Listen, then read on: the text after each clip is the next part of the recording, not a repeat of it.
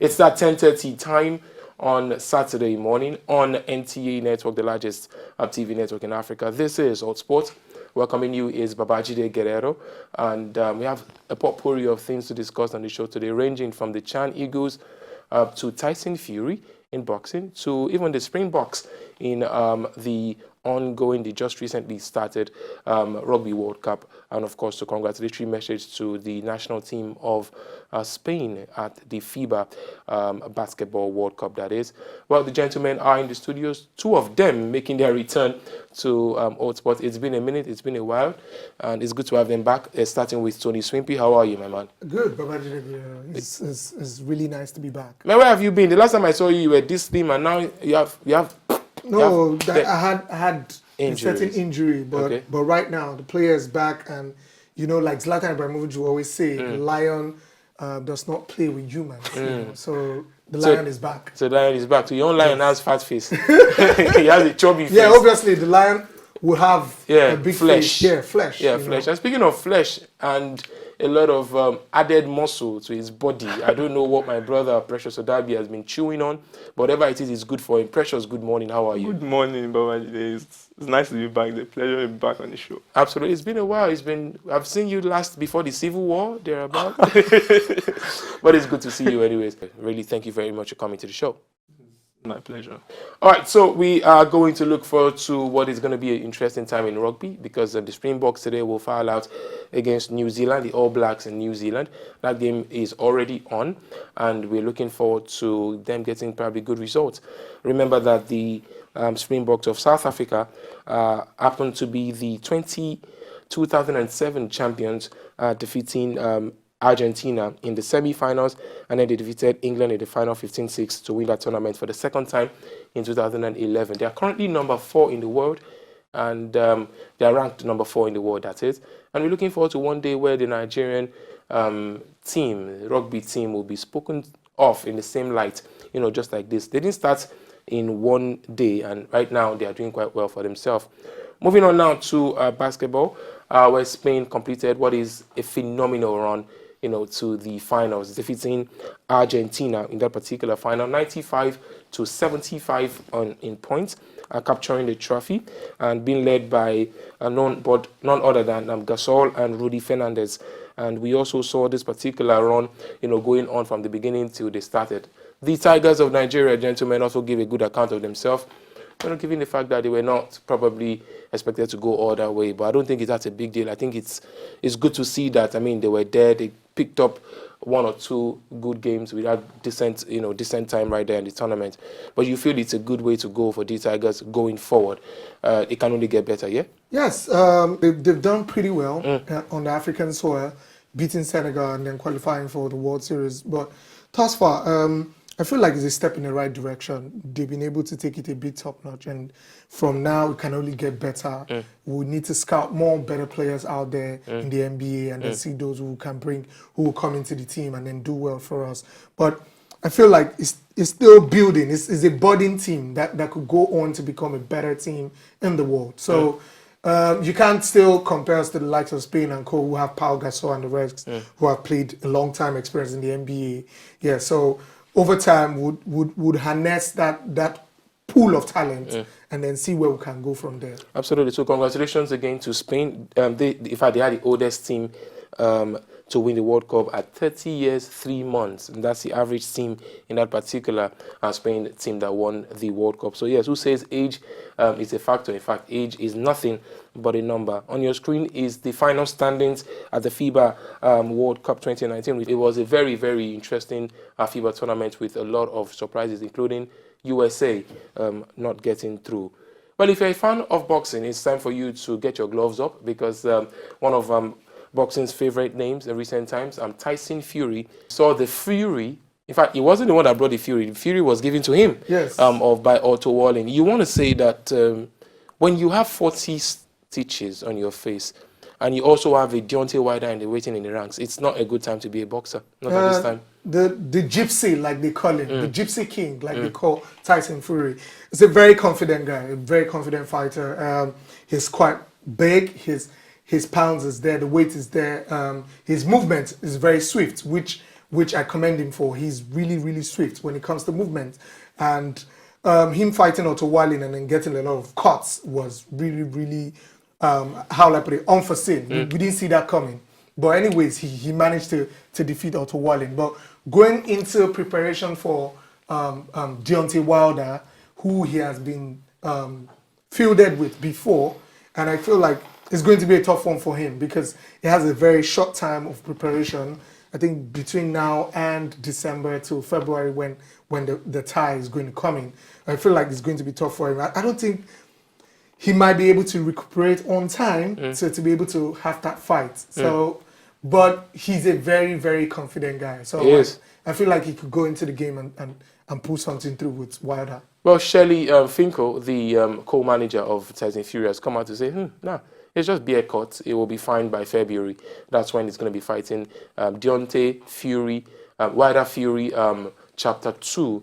And remember that one is also going to be interesting, especially the rich history in between this particular two guys. Talking about history now, I think this particular tournament is maybe historically or maybe by culture the greatest club tournament in the history of world football. The UEFA Champions League, the mother of all league. Well, Precious Derby was on top of those games Tuesday and Wednesday. Well, let's start from Tuesday. Did you see that happening? Defending champions, first game of the season, only to lose away. The result in Naples, which ended with a spectacular defeat to Liverpool, defending champions, is not something that there's only one word I can use to describe that performance, and that was a shocker because no one expected a Liverpool side. Of course, they had lost in Naples some years back, and no one expected that from the defending champions. Everyone was expecting a swashbuckling performance from Liverpool side, and it wasn't to be. It wasn't to be. The game,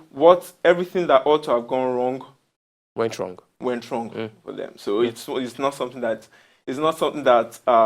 you could easily predict. I mean, the game ended 2-0 in favor of the home side, so it's they can look forward to the next performances, and who knows, the onus is still on the Liverpool side to come out as group winners and also do well in their group. So of course, it's not a curtain raiser to this season's Champions League for them. Of course, they'll show up in their next performance. Another fixture that caught my attention over the week was the game between Real Madrid and PSG.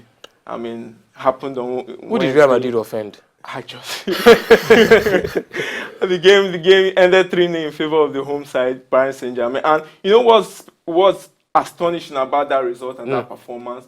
It was the way the PSG side did without their trio of superstars attackers. I mean, when you think about PSG, names that always come to mind are Neymar, Kylian Mbappe, Edinson Cavani. All three of those attackers, they weren't on show, and it's almost like the Real Madrid side was expecting what they expected before the start of the match wasn't what they got. So it was a very, very, very bad performance. They didn't even have a shot on target. So of course, Zinedine Zidane, the Real Madrid coach, has a lot to answer to. He has a lot of improvement to do in that Real Madrid side, because if they hope to get to the later stages of the UEFA Champions League, they have to show up. And the next group matches, we'll see how everything pans out. So shortly, did you like what you saw when Atletico Madrid came back against Juventus? Even when we all thought it's all done and I was surprised by the performance because Atletico Madrid side, they are a team that is well known for never giving up. Their coach Diego Simeone has instilled that self-belief and never say die attitude in every one of the players' mentality. So it wasn't like I was surprised that they came back. But I was expecting better from the Juventus side. There's something that the Juventus side lacks presently, and that's game management. They ought to have closed the game, finished off the game at 2-0, but like I said earlier, the Atletico Madrid side are not minnows in the UEFA Champions League. They're a big club side. So of course it was a great match and a great result for the neutrals, but of course, the Atletico Madrid side, I see them going far in this year's UEFA Champions League. Well, so do I, especially when you consider the fact that they still have a spine of that team, even though Diego Gordon and Antoine Griezmann is off. But João Felix looks to be a very good purchase already. So also does Jimenez at the back line, who also got a goal finally, having had like 3 or 4 shots on target. Let's talk at it from a Nigerian angle.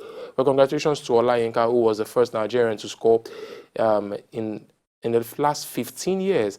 The last time we saw a Nigerian bag a goal at that level was the Yak. Yakubu Aigbeni for Maccabi Haifa then. Yes. Of course, the big yak right there. But now Olayinka has broken that particular lock, and of course, he scored that goal against Inter Milan for his team, Slavia. Unfortunately for Victor Man on Fire Osimhen, unfortunately, he really couldn't bring out the fire against Ajax. Ajax defeating Leo Metropole 3-0. And Paul Onuachu, of course, losing 6-2 to Salzburg in a revelation game of the young lad they call Erwin Alan. And that boy rather will go a long, long place. Let's talk about international friendly now to happen in October. Well, the Seleção of Brazil has thought of it wise to play the Super Eagles of Nigeria in a friendly to happen in October in Singapore. And then they also will get to play Senegal. But here's the thing, Swimpy. An average Brazilian is not happy that the Brazilian national team are not attracting top teams. They're not playing against top teams. They're playing against Nigeria, playing against Senegal. They are not happy, but from a Nigerian angle, I think this is a very, very worthy fixture, depending on the quality of player Brazil decide to play. It's a welcome idea because we need to start knowing what our opponents will be like going forward to the preparation of the 2022 World Cup as well. And then playing it in Singapore is also like going to know that terrain of Asia, to know how that terrain feels like before going into the World Cup, to prepare to the World Cup. So the Brazilian side, whether or not they feel it's not, we're not new to them. So I don't see a reason why they would think Nigerian side is a minnow not to play in a friendly match. But considering how our Football Federation has fared, we are a big side compared to any other side in Africa. So I feel like it's a very good welcome idea, and it will help shape the boys, pending the kind of players that Brazil actually fielding in the friendly. If they come with the A-list stars, then it will do well for us to know where we stand when we play a top-notch team in a major competition. Senegalese side, yes, very welcome idea, a very strong team, very tactical. They went all the way to the AFCON finals, and if they play the same team as well, it will help us in preparing not only for the upcoming AFCON as well, and then the 2022 World Cup as well. You're a fan of Brazilian national team and Precious. Remember the last time we had a competitive game against Brazil, or what happened in Georgia, in Atlanta, in 1996. I'm sure you were still very much in your panties then. Anyways, most of us were. But the bottom line was that it was a good feel. You're looking forward to the particular friendly game? Yeah, definitely. It's a top-notch fixture, Nigeria playing against Brazil. So these are fixtures that the national team players, these are fixtures they look forward to, of course. Playing against little-known sides, of course, is a good idea. But playing against major teams like Brazil, of course, come on. This is what players look forward to when they think about international fixtures. Absolutely. So of course, it's a welcome development. So if I thought the NFF can push for this and see, well, I mean, not bad. But again, we'll also be looking forward to hosting friendlies here in Nigeria. I think that's another thing that has really gone down the drain. The last time I think we had a proper friendly here was even against Brazil, I think, at the Abuja Stadium, when it was newly launched then, when it was still a magnificent stadium piece to witness.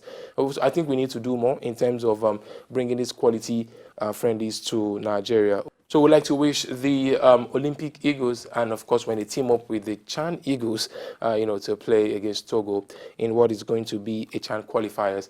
Well, Coach Imama will be looking forward to having the very best of boys and team, as they prosecute that game. This particular that's tomorrow on Sunday. We're looking forward to that particular one going down, as well as it's going to be a preparation for the under-23 AFCON finals set to hold in Egypt between 8th to 22nd of November. And so we are done with the sports segment discussing, it's time for us to have the conversation that makes all sports tick. Our topic today will be upon us right after this break.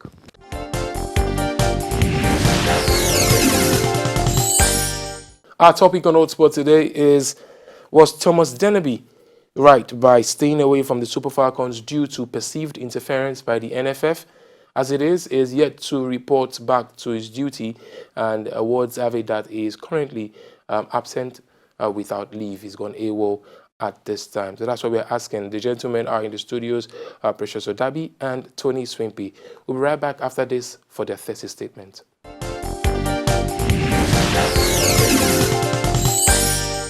Dennerby, the Super Falcons coach, leaving the leadership of the Super Falcons is the height of unprofessionalism. I mean, there's an adage in Nigeria, adage, when two elephants fight, the ground suffers. And in this case, the Super Falcons is the one suffering right now. I feel like Thomas Dennerby is on his right to take a stand, because it is high time somebody actually takes a stand against the NFF and give them that space to maintain their own space when it comes to interference with the team.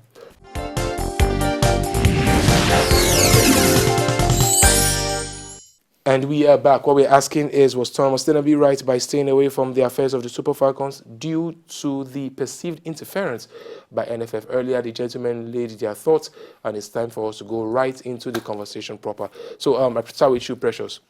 Definitely, like I said earlier, it's unprofessional for him to leave the helm of leadership of the Super Falcons. The Super Falcons need leadership at this crucial time in their Olympic dream and Olympic journey. And something happened like in the 2015, after the Women World Cup in Canada, when the then coach Edwin Oko left. He was unceremoniously replaced with his then assistant Danjuma, and ultimately the team suffered because they lost the Olympic ticket. I feel like what you're saying is, yes, it might seem that it's a wrong time to leave or to abscond from your job, but the point is taking a stand against a body that has consistently interfered in teams' affairs, which is wrong, and it disrupts the team all the time. If you have players who complain about how the board comes in to constantly try to tweak the team, to tell you who to play and who not to play, there's a right time it's wrong. There's a right time to take action, and this is definitely not the right time. You don't have to wait until it is the right time. Sometimes you just have to take a stand. And it's needed right now, because right now the entire nation needs somebody who needs to stand up against the body of NFF. It's been 12 years. You have exactly to stay clear. 12 years since the Super Falcons has been in the Olympics. And this is a crucial time. They can actually get that ticket to the Olympics. This is not the time for him to leave the helm of leadership. The whole thing, it still boils down to what you have as the board. So if NFF had stayed clear of the affairs of the team, the manager wouldn't have a reason to abscond from his duties. So if the NFF had stayed clear from this, he would have been there to be part of this thing. But I think it has gotten to a point where he has to tell himself, let me just do this to see how the reaction goes forward, so we can have a bit of an improvement. The gentlemen, let me just come in here. I mean, the caretaker coach right now, who is replaced the Thomas Dennerby pending the other outcomes, has currently removed Desire Banruze from the captain and replaced with Aisha Oshoala. That already, Oshoala. That already tells you that things are already taking shape in a way. Good or bad, guys? Definitely not good. I mean, you always want consistency in leadership. Of course, losing the coach and now the captain, it's inevitable. Mutiny is obviously in the camp. Changing the captain from Oparanozie to Oshoala, it will definitely not have the desired effect. That when you take a stand for things, you definitely have what they call the ripple effect. Definitely there would be things that would go wrong, but it's for the better good. It's for the greater good of what comes forth. So I feel like whatever ripple effect is going through right now, it's the changes that needs to go on in terms of improvement to happen. So if you don't make those stand or take that stand, such change won't happen. Olise has done that in the past and it didn't come out good.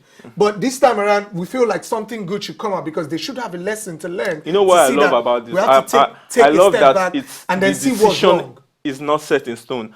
I love that the NFF are making, they are taking steps to reconcile the Dennerby back with the team. So obviously, I'm looking for the meeting we will be holding this week. So obviously, I'm looking forward to it. We just have to get over it. We just have to. We need him back. We need him back. We You need think him so, back at the helm. Trimpy? Do you think you just said we need it back? Do you think that is it for a coach already said he's gone AWOL and looks like to have taken a stand against the team? The point is, if they can come in contact, I'm definitely sure he has the terms to give to them now. Give them a terms of reference and tell them that this is what I want you to do. Stay off my affairs. Let me guide this team. Not going AWOL. You get. Stay off my affairs. Let me guide this team to success. And then when I don't do that, then you have the right to say go away. All right, gentlemen, I've really done justice to the conversation, but of course, we're looking forward to your own thoughts as well. The number is on your screen to text us. Let us know what exactly is on your mind as considering whether or not should Thomas Dennerby, the coach of the Super Falcons, have stayed away from the team due to perceived interference by the NFF. And of course, do well to also go to our YouTube page and drop your comments there, and we're looking forward to getting those comments of yours because it's because of you that we are here. Gentlemen, I want to give 30 seconds for your conclusion, just to wrap it up, in 30 seconds, and then I come back again for what is going to be my own final whistle. Okay, Precious started. I think you should start this time. It started with the thesis. I think you should start with the conclusion. Yes, going forward, I feel like this is the time for the NFF and the Minister of Sports, Ministry of Sport actually to come together, come in the room and say, hey, let's put a stop to this. Let's try to give these people space to function as a football body. These guys are football minds. They should be able to control a team. They should be able to know what to do. We shouldn't tell them set or play this player, play in a certain way. They know what football is. They should handle it. Our part is to handle the administrative part, and that's what they should do. Going forward, I feel like the NFF should go back inwards and see what's the problem. Why are we having the same problem all the time? How do we go forward from here? We should give these people the chance, the liberty to operate on their own, just like the English FA gives the English manager, that's Southgate, the power to select his teams, to pick the players he wants, the players he doesn't want in the team. No interference of any sort with him and the FA. So if the NFF could decide to do that, I think we will have a better proceedings going forward. We don't have all of this case that we're seeing right now. Okay, well said, 2020 conclusion right there. Professor Dabi? Obviously, we want a positive end of discussion. We want Dennerby. Dennerby has to be back. He has to be back. He has to be back at the helm of the affairs. And we need to have unity in that team. And I think coming back to the team after this debacle, obviously everything will be on course for Nigeria achieving the Olympic dream, the Olympic ticket. So obviously we just want the team, we just want a positive outcome to all of this. Absolutely. Positivity is what we say, and of course what we want at the end of the day. We'll go for a quick break. When we return, it's time for my final whistle.